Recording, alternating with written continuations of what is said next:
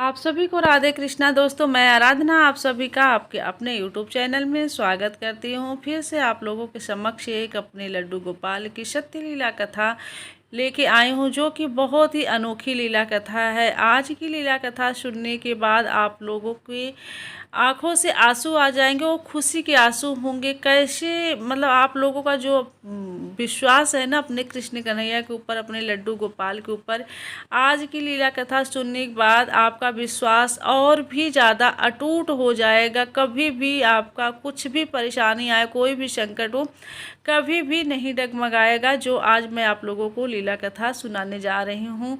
तो दोस्तों, बहुत आप लोग बहुत बार सुने होंगे कि हमारे कृष्ण कन्हैया अपनी लीलाएं कुछ न कुछ दिखाते ही रहते हैं। कैसे उनको क्या चीज़ पसंद है, क्या नहीं पसंद है, उनको क्या खाना पसंद है, मतलब क्या नहीं पसंद है, उनको कौन से कपड़े पहनना पसंद है, वो उनके मन मुताबिक अगर आप कुछ भी अगर नहीं करेंगी ना, जैसे अगर उनके मन का अगर कोई भी काम नहीं हो रहा है तो कैसे अपने भक्त को वो परेशान करते हैं। तो आज की लीला कथा मैं आपको यही सुनाने वाली हूँ और आप लोगों का भी विश्वास, अटूट विश्वास बन जाएगा अपने कृष्ण कन्हैया के ऊपर। अगर थोड़ा बहुत अगर आप लोग कृष्ण कन्हैया पे विश्वास रखते हैं ना, तो आज की लीला कथा सुनने के बाद पूरी पूरी तरह से आपका विश्वास बन जाएगा आज की लीला कथा सुनने के बाद। तो चलिए दोस्तों, आज की लीला मैं कथा सुनाती हूँ। आज की लीला कथा जो है मेरे साथ शेयर की है हमारी एक बचपन की दोस्त है, वो शेयर की है।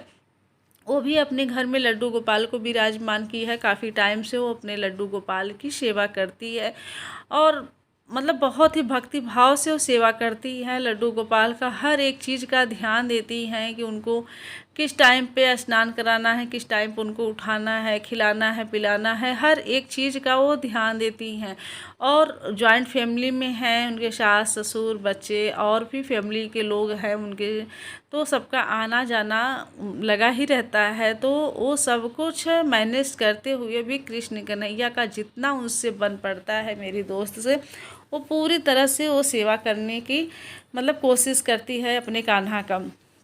एक दिन क्या होता है दोस्तों कि वो अपना पूजा कर ही रही थी। पूजा करने के बाद जो मतलब सुबह वाला जब पूजा की, तो उसके बाद जब वो पूजा करके उठी, सुबह वाला सारा काम समाप्त कर ली थी, यानी घर की साफ़ सफाई, बच्चों का टिफ़िन, बच्चे स्कूल चले गए थे।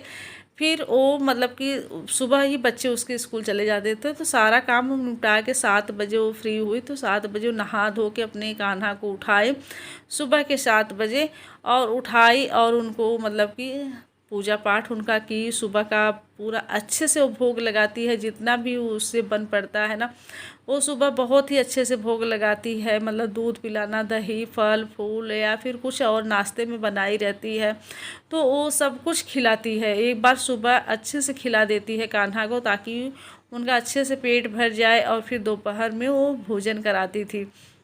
जब वो भोजन बनाती थी, तो जब वो पूजा करके उठी, तो क्या हुआ कि एक दिन की बात है, वो पूजा करके उठी और अपने कान्हा की सेवा भाव करके और सबको नाश्ता पानी तो सुबह ही करा दी थी। मतलब बच्चे स्कूल चले गए थे, अपने ससुर जी को भी नाश्ता करा दी थी, सासू माँ को भी नाश्ता करा दी थी, और अपने मतलब कि नाश्ता लेके बैठी ही थी, तब तक कॉल आया कि अचानक से कि उनकी नंदोई का, यानी उनके जीजा जी का, उनके ननद के हस्बैंड का कॉल आया कि आज हम लोग आ रहे हैं। तो अब वो परेशान हो गई कि अरे अचानक से आ रहे हैं, दीदी जीजा आ रहे हैं, उनके बच्चे आ रहे हैं। तो ये हुआ कि अब तो जल्दी जल्दी काम, भाई गेस्ट आते हैं तो स्वाभाविक सी बात है, ये होता है कि कुछ अच्छा सा बनाओ।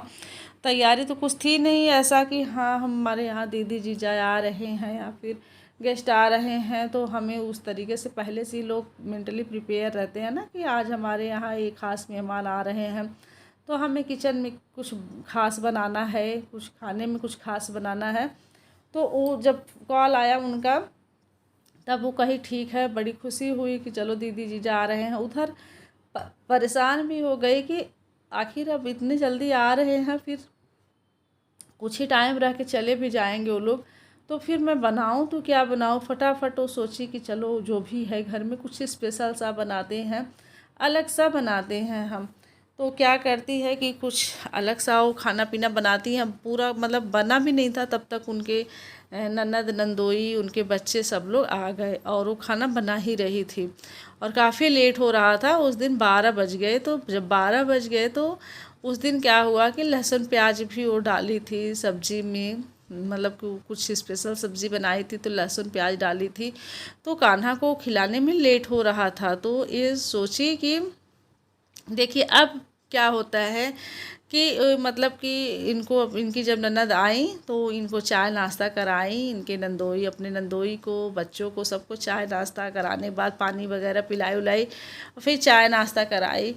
फिर उसके बाद क्या होता है कि सोची कि जल्दी जल्दी रोटियां बना के या पूड़ियाँ बना के इन लोगों को मैं खिला देती हूँ। इससे पहले क्या होता है कि वो सोची कि जब मैं पूड़ियाँ बनाने लगूँगी तो सब लोग को खिलाने लगूँगी तो हमारे कान्हा भूखे पड़े रहेंगे, काफ़ी लेट हो जाएगा सबको खिलाने पिलाने के चक्कर में। तो क्या की वो कि जैसे वो दाल और चावल बनाई थी ना तो बिना लहसुन प्याज के ही वो जो फ्राई करने से पहले ही दाल को निकाल दी थी। सोची कि चलो आज मैं कान्हा को ऐसे ही सादा दाल चावल घी डाल के खिला देती हूँ। अब देखिए कि कान्हा की लीला आप लोगों को भी विश्वास नहीं होगा दोस्तों, ये मतलब कि एकदम सच्ची घटना है। क्या होता है कि जब वो दाल और चावल निकाली और दाल चावल एकदम गरम था प्लेट में, उनके कान्हा का जो प्लेट था खिलाने वाला उसमें निकाली दाल चावल और ले गई निकाल के। सोची कि गरम है अभी थोड़ा सा ठंडा हो जाए तब मैं कान्हा को खिलाऊं, तब तक इधर थोड़ा सा मैं कुछ काम कर लेती हूँ। उधर निकाल के आई और इधर जो है किचन में कुछ करने के बाद गई तो क्या की कि उनका जो दाल मतलब कि खाने में जो घी डालती थी कान्हा का वो मंदिर में ही रखती थी। वो मतलब घी किचन में से नहीं लेके जाती थी, वो मंदिर में अलग से घी उनका निकाल के रखी थी। वही घी उनके खाने में भोजन में डालती थी कान्हा के प्रसाद में। तो क्या होता है कि एक दिन जो है वो जब गई उनके दाल में जब घी डालने के लिए, जब उस डिब्बे को जब खोलने लगी तो पूरा का पूरा डिब्बे का घी उनका, देखिए यही होता है कि कान्हा का दाल चावल तो खाने का मन तो था नहीं। तो क्या किए कि अब वो मतलब कि डिब्बा खोल ही रही थी तब तक क्या हुआ कि पूरा का पूरा घी जो है उनका ज़मीन पे गिर गया। अब वो बेचारी परेशान हो गई, जितना जल्दी सोच रही थी उतना ही काम उनका बढ़ गया। वो काफ़ी टाइम वो घी साफ करने में, आप समझ सकते हैं कि घी जब फर्श पे गिर जाए तो कितना मतलब काम बढ़ जाता है। जितना वहाँ मतलब कि पूजा के पास सब सामान थे सब हटाई, उसके बाद घी को वहाँ से साफ़ की और उसके बाद सोची कि चलो अब तो मैं कान्हा को दाल चावल खिला ही दूँ। जब प्लेट के साइड में देख रही हैं इधर घी साफ करने में उनको काफ़ी टाइम लग गया। उधर उनकी ननद बैठी थी खाने के लिए, उनकी नंदोई कि भाई हम लोगों को भोजन चाहिए। इधर ही बेचारी परेशान हो गई एकदम से कि अब मैं करूं तो क्या करूं। इनकी सासू माँ बोल रही थी कि मैं ही निकाल दूं क्या। वो बोली कि अरे नहीं अम्मा मम्मी जी अभी जो है अभी पूड़ियाँ बनानी है, मैं आ रही हूँ, रुक जाइए 2 मिनट रुक जाइए मैं आ रही हूँ। अब उधर उनको भी मना कर दी और इधर जो है घी साफ कर सोची कि चलो अब तो कान्हा को मैं खिला ही दूँ। अब क्या होता है कि ये जब दाल चावल का जब प्लेट देखती हैं तो उसमें सारी चींटियाँ उसमें जैसे लग रहा था कि पूरी चींटियों का ढेर बन गया था उस प्लेट के साइड में। सोचिए कि एकदम गरम दाल चावल का प्लेट था और वो दाल चावल गरम प्लेट में ही चींटियाँ इतना ज़्यादा लग गई थी कि जबकि कभी भी दाल मतलब चींटियाँ नहीं लगती थी, लेकिन उस दिन पूरे प्लेट में चारों तरफ जैसे चींटियों का ढेर लग गया था। फिर उनका दिमाग ख़राब हो गया और ये भी चिंता लगने लगी उनको कि अब मैं कान्हा को खिलाऊं तो क्या खिलाऊं। उधर रोटी भी मतलब कि नहीं हम खिला सकते हैं क्योंकि रोटी भी जो पराठा सुबह बनाई थी अपने बेटे को उसी पे वो बना के रोटी खिला रही हैं और आटा भी वही सुबह का ही गूँथा हुआ था। तो पहले तो आटा वो बना दी थी, उसके बाद सब्जी और दाल में लहसुन प्याज डाल दी हैं। अब वो खिलाएं तो क्या खिलाएं कान्हा को, अब ये परेशान हो गई। तो मन ही मन कही कि चलो आज आप मुझे परेशान किए हो ना, तो आज तुम उपवास ही करो। गुस्सा में वो बोलने लगी और मतलब बोल तो दी एक बार कि चलो आज तुम दूध पी के ही रहो, दूध पी लो और उसके बाद रहो, शाम को जो खाना होगा खाना, अभी कुछ नहीं खिलाएंगे हम। और इधर जो है देखिए क्या होता है कि जब हम भाव से जुड़ते हैं ना अपने भगवान के साथ, अपने लड्डू गोपाल के साथ, अगर हम भाव से जुड़ते हैं ना, जिस भी भाव से हम जुड़ते हैं ना, वो भाव हमारे अंदर अपने आप ही खुद पे खुद आने लगती है। तो वो तो हमारी जो दोस्त थी, वो तो एक अपने पुत्र की भांति उनको रखी थी, पुत्र की भांति उनको लाड प्यार करती थी, खिलाती थी, पिलाती थी। उस दिन क्या था कि वो जो है बहुत परेशान थी। उधर जो इतने सारे लोगों का खाना पीना, मतलब कि सबका अकेल, मतलब एक करने वाला और 10 खाने वाला, आप समझ सकते हैं कि कितना काम बढ़ जाता है। और इधर ये भी चिंता करने लगी, उधर तो गई किचन में सब मतलब छोड़ छाड़ के चली गई, कही कि अब बैठे रहिए, जब मैं खाली हो जाऊंगी तो जो रहेगा वो लेके आऊँगी, खिलाऊंगी। उधर गई पूड़ियाँ निकाल के जो है सबको खिलाने लगी। और इधर टेंशन में भी पड़ी है कि मैं आज अपने कान्हा को, अपने ठाकुर जी को मैं भोग लगाऊं तो किस चीज़ का लगाऊं। सिर्फ दूध पी के पूरे दिन पड़े रहेंगे। हालांकि सुबह वो अच्छे से नाश्ता करा दी थी, लेकिन फिर भी जैसे मन होता है ना कि सब खाना खा रहे हैं, सब भोजन कर रहे हैं, हमारे ठाकुर जी, हमारे लड्डू गोपाल, हमारे कृष्ण कन्हैया जो है ऐसे उपवास करके बैठे रहेंगे तो फिर अच्छा नहीं लगता है। अब वो मन ही मन ये चीज़ सोच रही थी। अब ये भी सोच रही थी कि आखिर मैं क्या खिलाऊं। ड्राई फ्रूट्स वगैरह सब सुबह ही खिला दी थी, और वो पंजीरी वगैरह बनाई थी, और प्रसाद में वो सब सुबह ही खिला दी थी, दूध दही फल ये सब सुबह ही खिला दी थी। तो अब दोपहर में सोच रही थी कि मैं क्या खिलाऊं। अचानक से उसकी नज़र जो है मिठाई के डिब्बे पे पड़ी। देखिए क्या है कि अचानक से फ्रिज के ऊपर उनकी जो ननद मिठाई लाई थी, तो वो मिठाई का डब्बा वो ध्यान नहीं दी थी उतना, उस मिठाई का ही। तो अचानक से जब उन लोगों को खिला उला ली, जब मतलब आटा का जो थाली था उसको जब साफ़ ऑफ करने लगी, गैस बंद करने के बाद, तो उनकी नज़र फ्रिज पे पड़ी। तो फ्रिज पे देखी तो मिठाई का डिब्बा था। तब उनके दिमाग में आया, तो अपनी ननद से पूछी कि दीदी इसमें कौन सी मिठाई है, तो बोली कि पेड़ा है। तब वो कहीं कि चलो ठीक है, तब यही मैं पेड़ा ही खिला के, पेड़ा तो कृष्ण कन्हैया को बहुत पसंद है, पेड़ा खिला के उनको आज दूध पिला दूँगी, फिर शाम को भोजन का भोग लगाऊँगी। फिर जब वो भोग लगाने लगी, जब आई दोपहर में, मतलब कि जो हाथ हो धुल के सबको खिलाने पिलाने के बाद, जब दोपहर में आई, 1 बज रहा था उस टाइम, तो जब आई, तो जब पेड़ा लेके आई और दूध लेके आई तो जब भोग लगाने लगी कान्हा को अपने, तब उनके दिमाग में आया कि शायद कहीं न कहीं जो है ये पेड़ा इनका खाने का मन था, और मैं पेड़ा देखी नहीं थी, पेड़ा जो मतलब मिठाई जो देखी नहीं थी, और इसकी वजह से इनको मैं मिठाई लेके नहीं आई खिलाने के लिए। और इतना ये लीला, इसके चक्कर में इतना ये लीला दिखाए। तो वो जब बातें अपनी ननद से करने लगी कि दीदी ऐसी ऐसी देखिए क्या है, मतलब कि देखिए इनका पेड़ा खाने का मन था, इसलिए जो है इतना ये लीला अपना दिखा रहे थे। तब उनकी ननद भी कहने लगी कि हाँ सही बात है, तुम पेड़ा जब मैं मिठाई जब लेके आई थी तो तुम्हें मिठाई ही खिला देना चाहिए था। एक बार मिठाई भी खाने के साथ जो है भोजन जब भोग लगा रही थी तो तुम्हें पहली मिठाई कान्हा को ही ला। तो बोली कि दीदी मैं ध्यान ही नहीं दी थी, उनकी बेटी मिठाई ले जाके रख दी थी और मैं वो ध्यान नहीं दी थी, काम के चक्कर में, व्यस्तता के चक्कर में, इसलिए उसका, और मतलब इनका जो है मिठाई खाने का मन था, इसलिए इतना ये लीला रचे थे कि मतलब कि घी का पूरा डिब्बा गिरा दिए, दाल चावल में जो है चींटियों का पूरा लेप लग गया था, और इसकी वजह से, क्योंकि वो मिठाई खाना चाहते थे।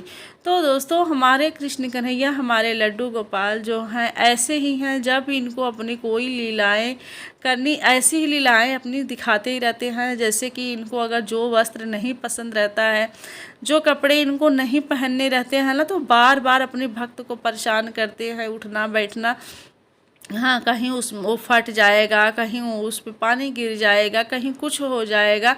तो इस तरीके से वो परेशान करते ही करते हैं। जैसे जो इनको ज्वेलरी, जैसे इनको कान का, गले का जो इनको नहीं पसंद रहेगा ना, आप पहनाते पहनाते थक जाओगे। आप एक बार ट्राई करना, ये बात आप गांठ बांध के रख लो। जो चीज़ इनको नहीं पसंद है, जो चीज़ इनको नहीं पहनना रहता है, आप इनको पहनाने में मतलब इतना टाइम लग जाता है ना कि वो पहनाते ही नहीं बनता है। वही चीज़ आप अगर कभी इनका पहनने का मन कर गया तो वही चीज़ आपको 1 सेकंड भी नहीं लगता है पहनाने में। लेकिन जो चीज़ इनको नहीं पसंद रहता है वो चीज़ आप लाख कोशिश करिए नहीं कर पाएंगे। तो हमारे जो कान्हा है, हमारे जो लल्ला है ना दोस्तों, ये ऐसे ही अपनी लीलाएँ दिखाते रहते हैं।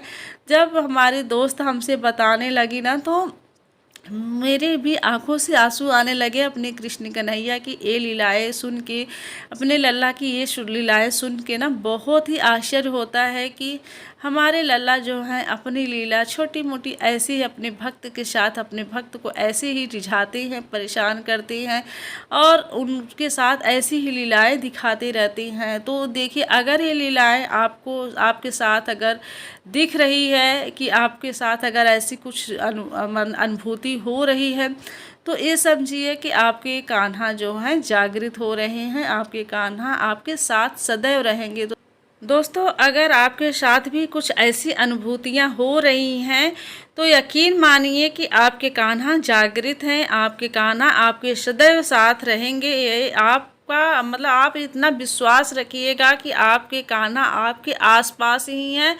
अगर आपको कुछ अनुभूति हो रही, उनका हंसना, उनका मुस्कुराना, उनका नाराज़ होना, जैसे उनको दुखी देख होना, और जैसे कि ऐसी कुछ चीज़ें उनको नहीं पसंद है तो नहीं खा रहे हैं, कुछ चीज़ें नहीं पसंद है तो नहीं पहन रहे हैं, अगर ऐसी कुछ अनुभूतियाँ हो रही हैं तो आप यकीन मानिए कि आपके कान्हा आपके सदैव साथ हैं और हमेशा साथ रहेंगे।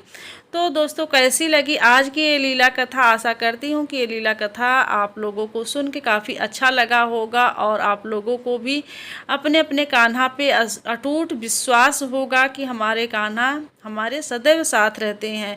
तो अगर थोड़ी भी अच्छी लगी हो हमारी ये लीला कथा तो एक लाइक ज़रूर कर दीजिएगा। चैनल पे पहली बार आए हैं तो सब्सक्राइब कर लीजिएगा, बेल आइकन को प्रेस कर दीजिएगा ताकि ऐसे ही सत्य लीला कथाएं आप लोगों को सुनने और जानने को मिलते रहे। अपने फ्रेंड्स फैमिली में शेयर तो ज़रूर कर दीजिएगा दोस्तों, ताकि उनको भी अपने कान्हा पे अटूट विश्वास हो और कान्हा पे उनका विश्वास और भी ज़्यादा बढ़ जाए। तो चलिए, आज के लिए इजाज़त चाहती हूँ। मिलती हूँ किसी ऐसी ही सत्य लीला कथा के साथ। तब तक के लिए राधे राधे, हर हर महादेव।